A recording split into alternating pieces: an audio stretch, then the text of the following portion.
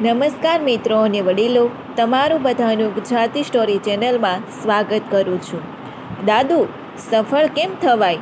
10 વર્ષના પૌત્રના આ સવાલનો દાદાએ એવો જવાબ આપ્યો કે જો આ સ્ટોરી તમને પસંદ પડે તો આ ચેનલને સબસ્ક્રાઈબ, લાઈક, શેર અને કમેન્ટમાં અભિપ્રાય જરૂર આપજો.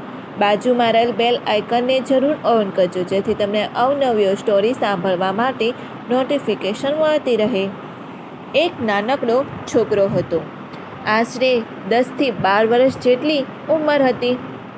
તેને સ્કૂલમાં વેકેશન પડ્યું હોવાથી તેને તેના માતા પિતા પાસે ગામડે જવાની ઈચ્છા વ્યક્ત કરી કે જ્યાં તેના દાદા રહેતા હતા.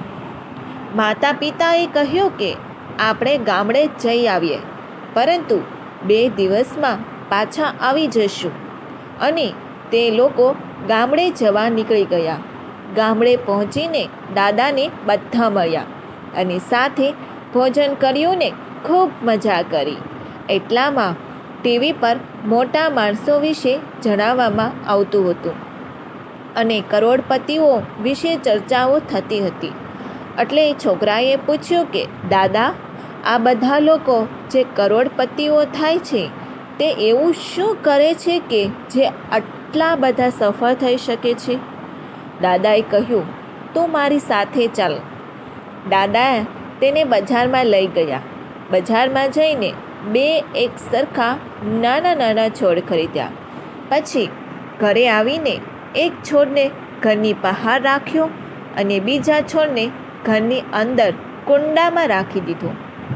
દાદાએ એના છોકરાને પૂછ્યું કે તને શું લાગે છે, આ 2માંથી કયો છોડ સૌથી પહેલાં ઉગી જશે? દીકરાએ થોડી વાર વિચારીને કહ્યું કે ઘરની અંદર જે છોડ છે તે વધુ પહેલાં આવશે, કારણ કે તે દરેક ખતરાથી સુરક્ષિત છે, જ્યારે બહાર જે છોડ છે તેને ખૂબ તડકો, તોફાન, પાણી અને જાનવરોથી ખતરો છે. દાદાજીએ કહ્યું કે આપણે હવે ભવિષ્યમાં જોઈશું. થોડા દિવસોમાં વેકેશન પૂરું થયું એટલે છોકરો માતા પિતા સાથે પાછો ચાલ્યો ગયો.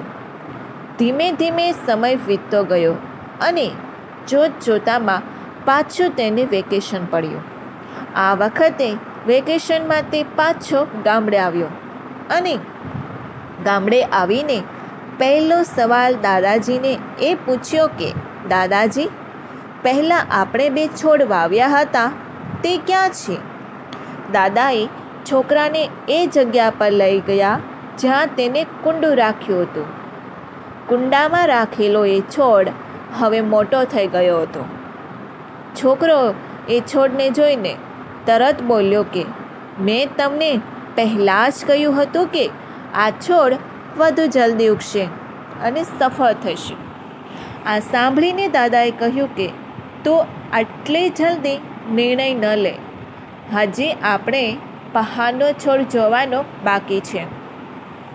એમ કહીને બંને પહાડનો છોડ જોવા ગયા અને જોયું તો ભેગું છોકરાને આશ્ચર્ય થયું, કારણ કે તે છોડ હવે વૃક્ષ બની ગયું હતું. તેની આજુબાજુમાં ડાળીઓ હતી અને પાન પણ ઘણા બધા હતા. પછી આશ્ચર્ય સાથે તેના દાદાજીને તેને પૂછ્યું કે આ કઈ રીતના શક્ય છે? બહાર રાખેલા છોડને તો ન જાણે કેટલા ખતરાનો સામનો કરવો પડ્યો હશે, તેમ છતાં પણ તે આટલો સફળ કઈ રીતે થઈ શક્યો?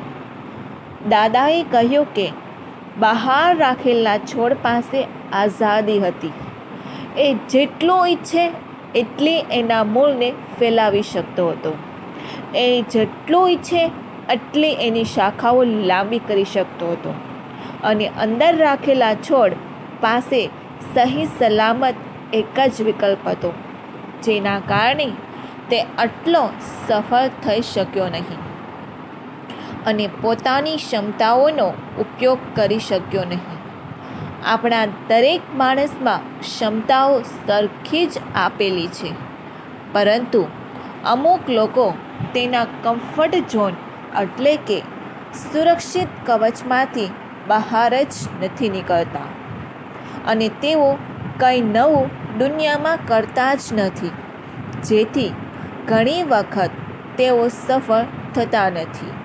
અને જે લોકો હાલમાં સફળ છે તે લોકોએ પણ આ સફળતા ભરપૂર પ્રમાણમાં મેળવી છે, પરંતુ તેની અંદરની ક્ષમતા ઓળખીને સફળતાને ગણકારી જ નહીં અને સતત મહેનત કરતા હોય છે, માટે જ તેઓ સફળ થાય છે.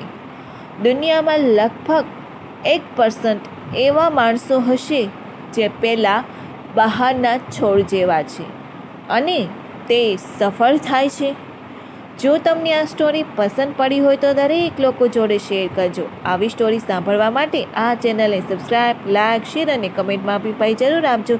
સાંભળવા માટે ખૂબ ખૂબ આભાર.